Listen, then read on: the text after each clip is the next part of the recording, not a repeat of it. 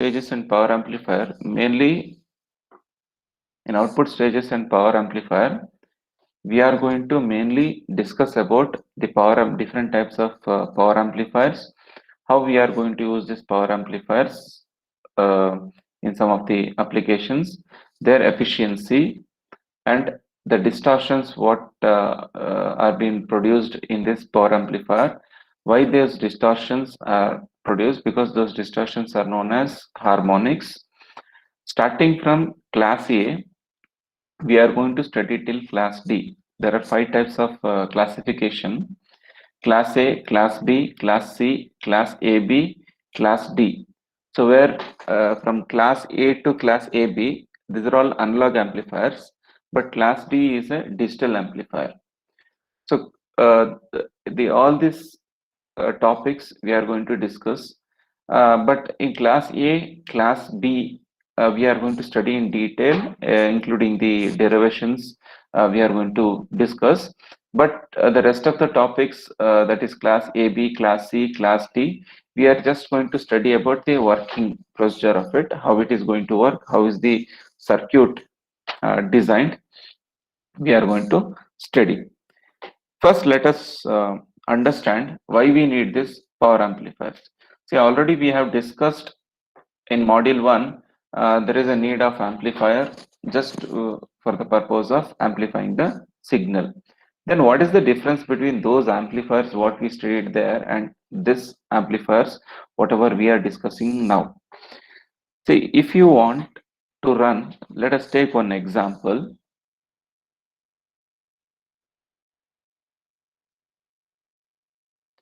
So we are having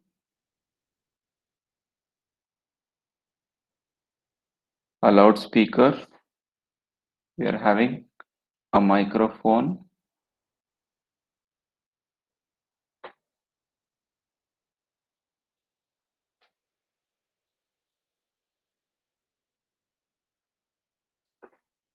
so in my whenever we talk in a microphone or a mic, the volume or the pitch or the frequency at which we are talking, that gets amplified, that volume is getting amplified when the sound comes in loudspeaker.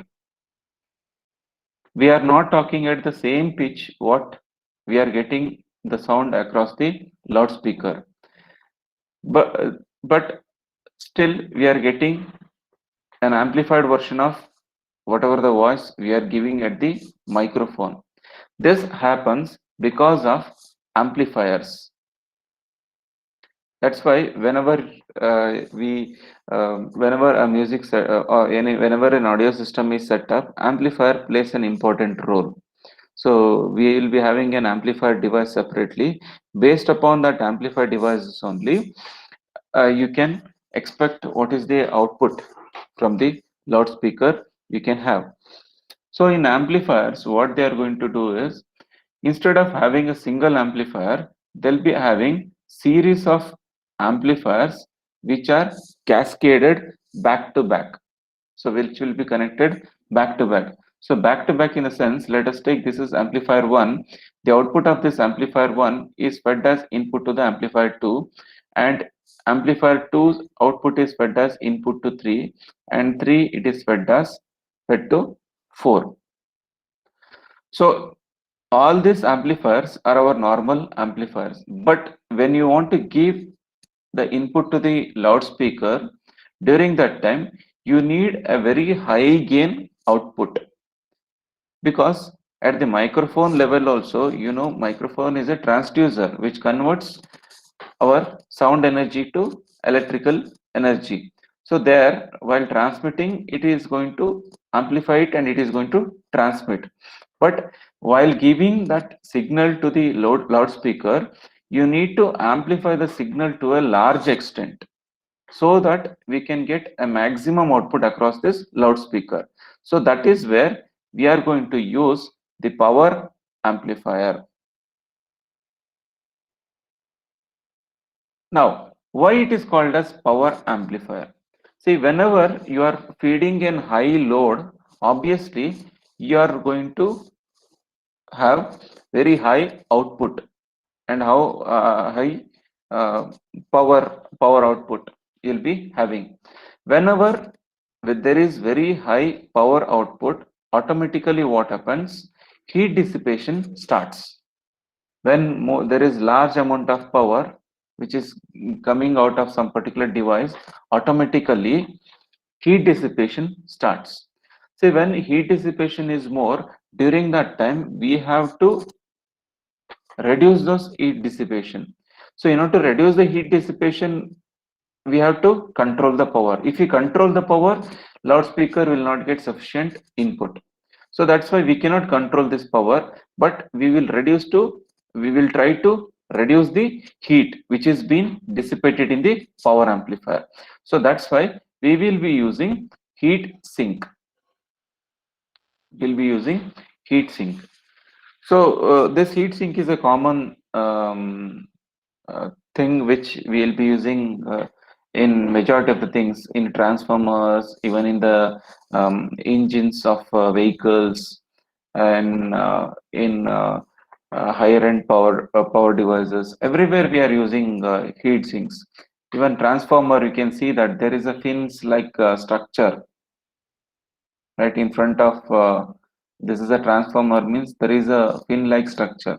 So there, that is where between this the air is going to be flowing through this particular between these two fins, such that it is going to cool the transformer. In the same way, in the engine also you have a structure like this, I mean projections which are coming out like small plates. So there mainly intention is to make the air to flow through between these fins, such that the engine cools down. The same way, we are going to use heat sinks in this power amplifiers.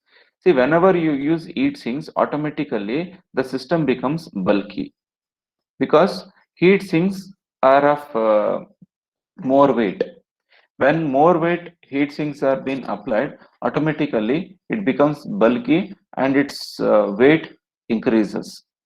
So when its weight increases, it cannot be a handy. You cannot you cannot have an power amplifier in your pocket like that. See, whatever the amplifiers which we use in our mobiles or our handy gadgets,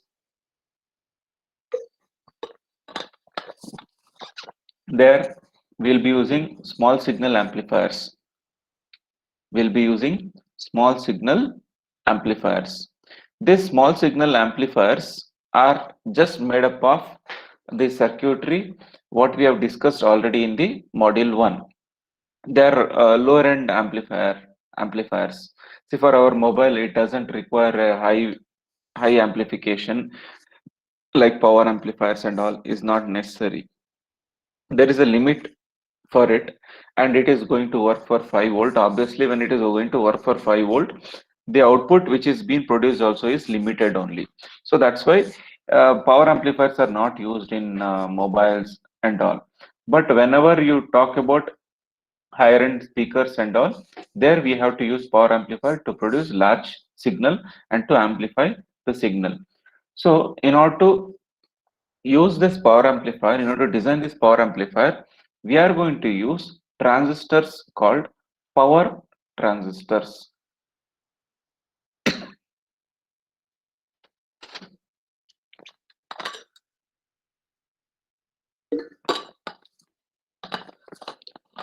So now what is the difference between power transistor and normal transistor?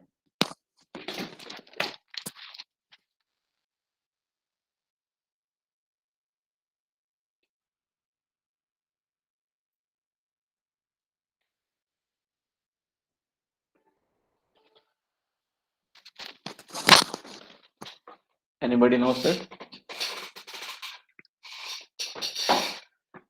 See, power transistor is also a type of BJT only. But here, even this also contains BJT only, bipolar junction transistor only. But along with this structure, whatever we had for BJT, it will be having addition Addition to this, it will be having heat sinks, which is going to absorb the excessive heat such that it will not damage the transistor as well as the device where we are using this power transistor. So this is the additional part what we are having in power transistor. In power transistor also we are having two types only, NPN, PNP. The same configuration, the same principle works out here. But along with the BJT, whatever we have studied, it will be having an heat sink. So this heat sinks make the transistor bulky. You have seen a BJT in the lab, how small it is. But if you take the power transistor, it is quite bigger than this normal BJT transistor because it is having heat sink.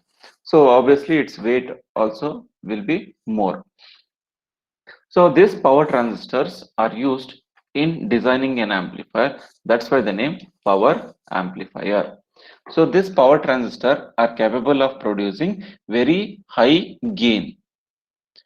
But our normal BJT or bipolar junction transistor, which we have discussed in the module 1, they are of limited capability and they are capable of producing a small signal output, and also they are capable of handling only small signals. So that's why there we just discussed about, if you remember, small signal operation and modeling, because they are capable of handling only small signals. They are not capable of handling higher voltage levels. If you put direct AC of 100 volts like that, or that normal signals, normal transistor will burst out. But these power transistors will be able to handle very high voltage and power. So this is the one of the importance of loudspeaker. So where are they used? See, these are mainly used in the radio receivers, loudspeakers, in cathode ray tube. So these are some of the examples of power transistors we are having. Next, after this is the introduction and features of the power amplifier.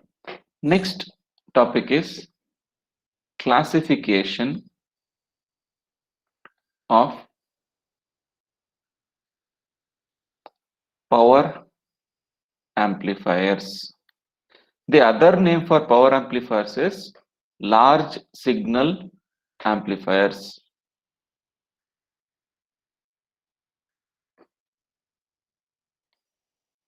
So this is the other name.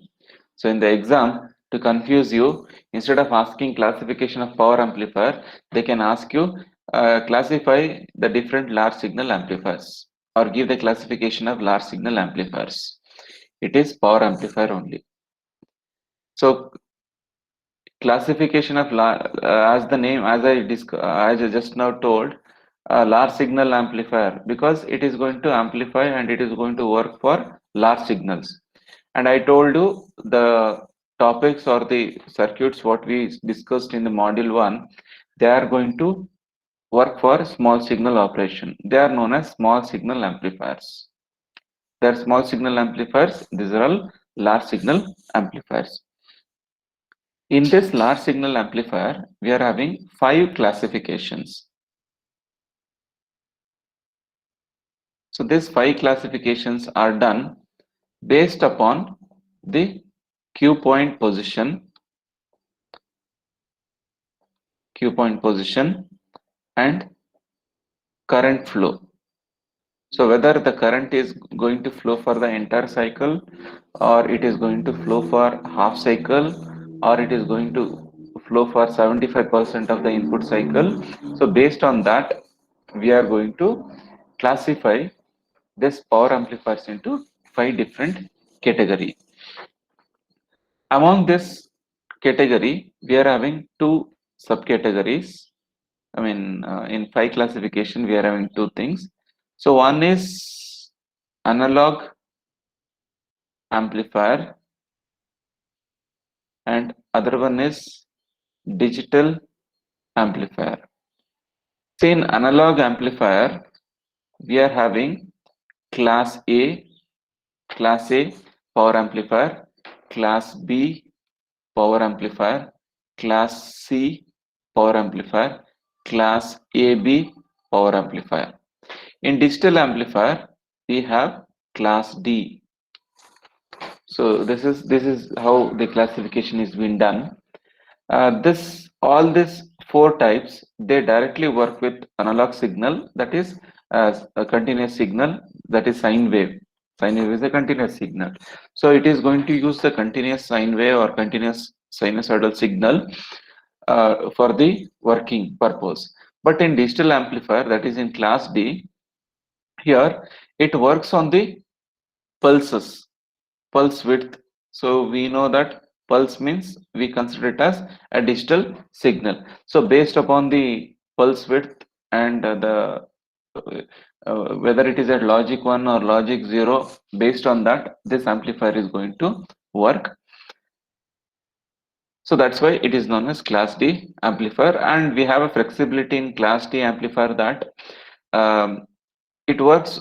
The current will flow only in the whenever it is logic 1, that is in on state, and it will be off during whenever it is at logic 0. So the advantage in class D amplifier is we have a circuit called sample and hold circuit. So this you study in detail in the subject called digital communication in your sixth semester. There you study in detail how sample and hold circuit works. So you can sample the on cycle. Sampling means taking that particular part. Taking, you are going to chop that and you are going to hold it for longer time. So on time you are going to consider and you are going to extend that on time for a longer duration. So to whatever duration you want, you can hold it. So that is the beauty of class D amplifier. So sample and because of sample and hold circuit, it is having more efficiency. Its efficiency crosses 90%. But none of these amplifiers have efficiency um, at 90%. So these are the classifications we are having. So one by one, first the question what you can get in this is a very important. They'll ask you describe the classification of power amplifier or explain the classification of power amplifier. So what is expected in this question? What is the answer that is being expected in this question? Is they expect you to mention the position of Q point and current flow. So to what extent the current is going to flow and the uh, VI characteristics graph. So these three are important in this. If you mention these three, you are done. So for each class, you have to take one by one class A and you have to mention these three things. Class B, you have to mention these three things. Class C, in the same way, class AB. So these 3 points they'll be looking in your answer. So if you miss out at any one point in this, you are going to lose marks, whatever explanation you might give. But if you miss out these points, you'll be losing marks. You might write one page answer for each classification, but if you are not mentioning these 3 points, then you'll be not given any marks. That is how uh, the scheme of evaluation works. Yes, let us start with class A power amplifiers.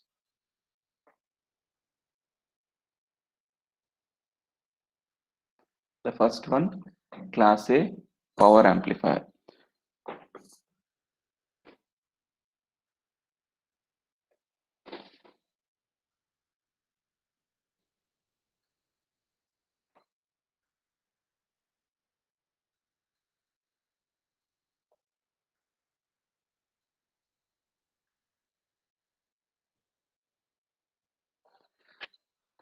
So this is our basic VI characteristics, output characteristics, whatever we are having, where along y-axis we are going to plot the collector current, along x-axis we are going to plot the collector to emitter voltage, and we will be having the DC load line.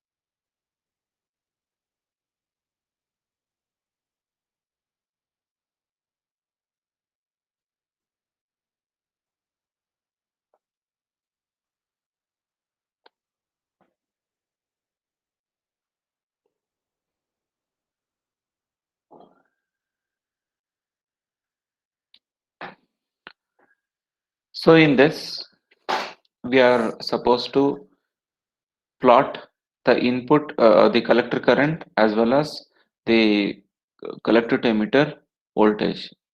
This is the output current and this is the output voltage. Both we need to plot.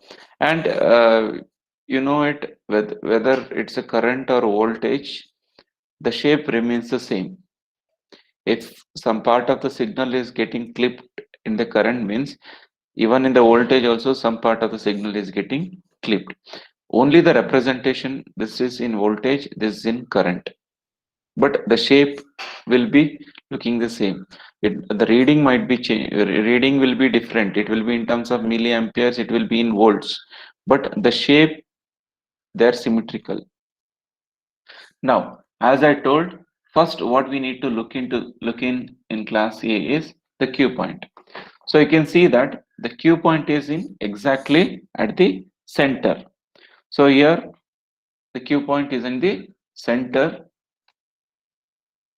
on the load line, and you can see the flow of current.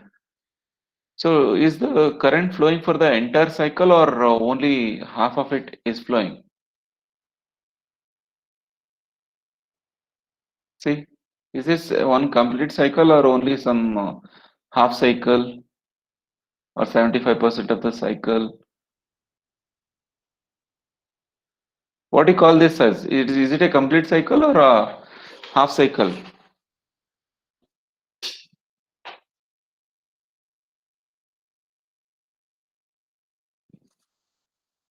Hmm?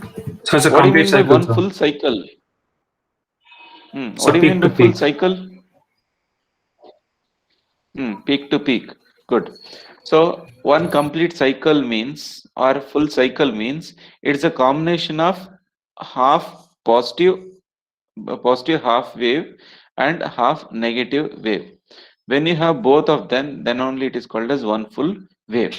So you can see the signal is going to flow for entire cycle. So what is the angle which is being covered by one complete cycle? What is the angle? It starts from zero. Zero. What is the how much angle it is going to cover? 180 degrees, sir. 180 degree. Okay. Any other answer? 360 degree. 360 degree. Okay. Any other answer? Telling 720 degree or 90 degree. One more. 180, sir. 180. Okay. One more.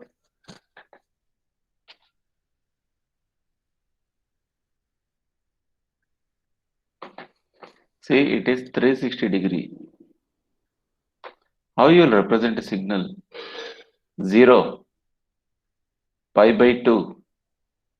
This is pi. This is 2 pi. 2 pi means how much? 360 degree, 360 degree. right? Okay. So the current is going here.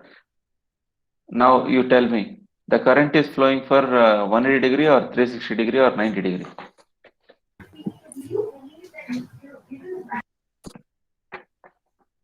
Hmm? Now tell me, after giving this example, just tell me 360, sir. 360 degree. So current flows for entire 360 degree or full cycle of input signal. So you are giving a complete input signal and your output you are going to get for entire input signal. This is what you need to explain. So here output current flows over entire cycle of the input signal. That is what the specialty of class A amplifier. In class A amplifier, again we are having two types. Series fed class A amplifier, transformer coupled class A amplifier. So that we will discuss it in the later chapters. So now we'll just discuss about the classifications. Class A. Next is class B.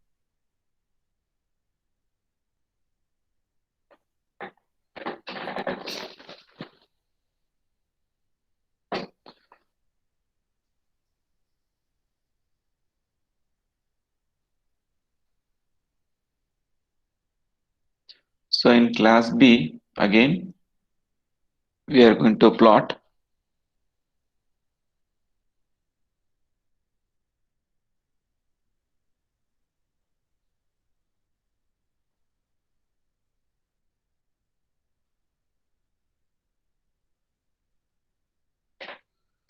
and we could see that the operating point is in this region. This is the Q point position we are having.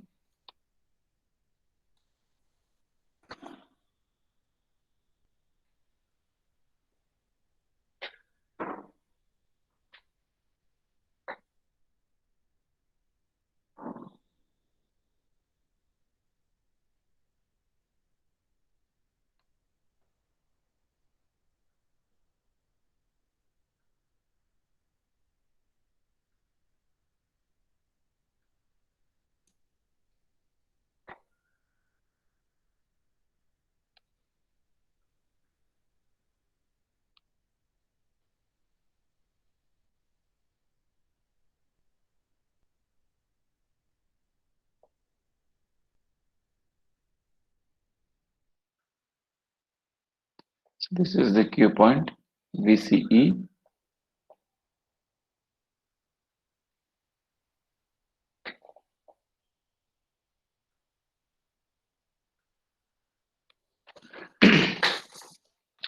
And always remember one thing, Q point, it occupies the position of the zero reference line. This is indicated, this zero reference line is indicated at the Q point level. Okay, now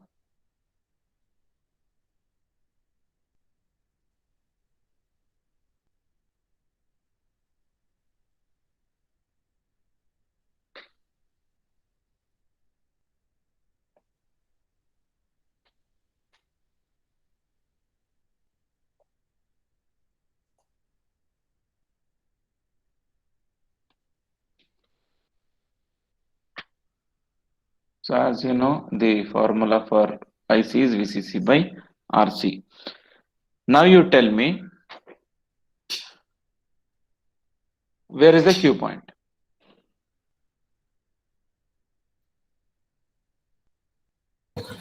Cutoff region, sir.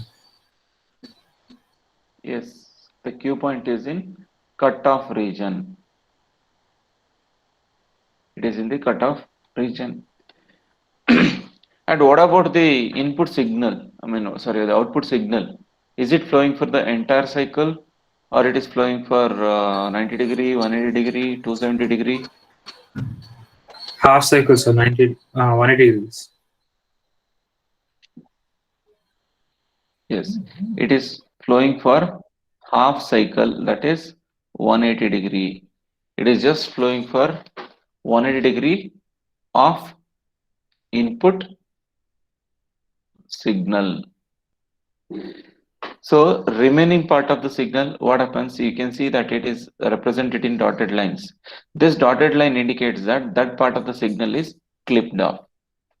Since the operating point in class B amplifier is in cutoff region, so only half of the signal gets we are going to get at the output. And you can see that here we are having I max, here we are having V min. Why? Because obviously you know that for amplifier we'll be using CE configuration. In CE configuration, the signal is going to be inverted. The maximum value becomes minimum value at the output. So that's why we are having V min here. So the remaining part will be clipped off.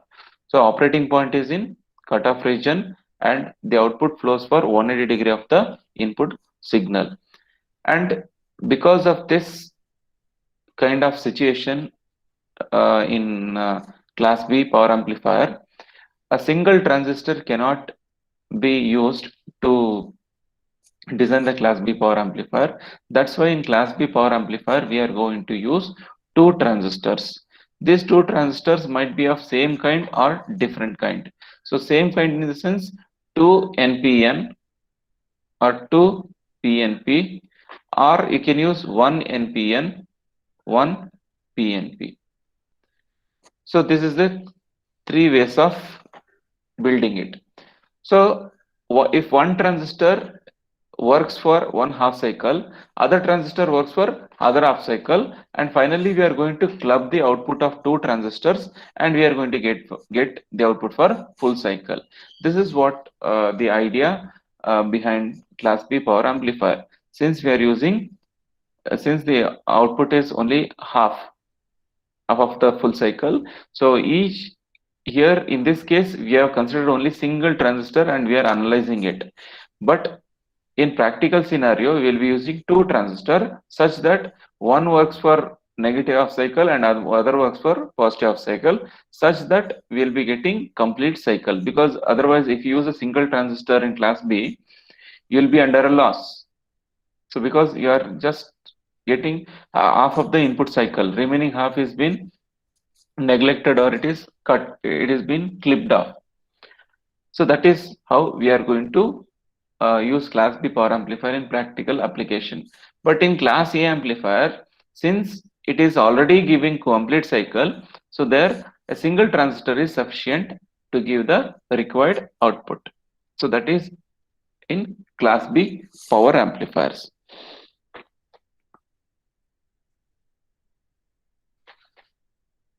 So we have studied class B and class A and class B power amplifier.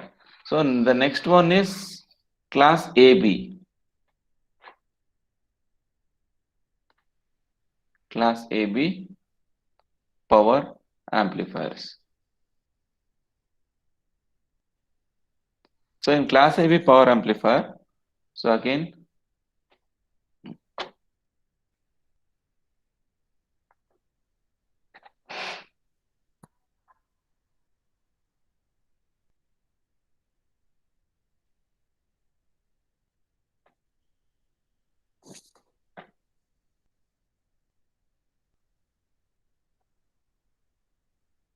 IC, VCE,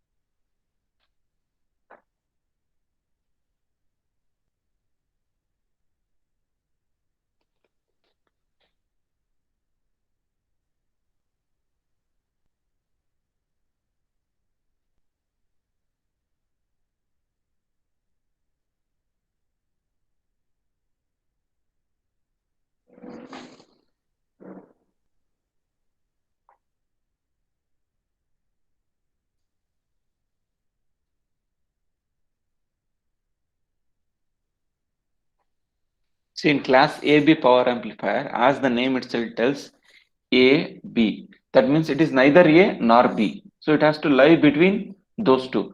Lie between those two means, what is the range of class A? 360 degree. What is the range of class B? 180 degree.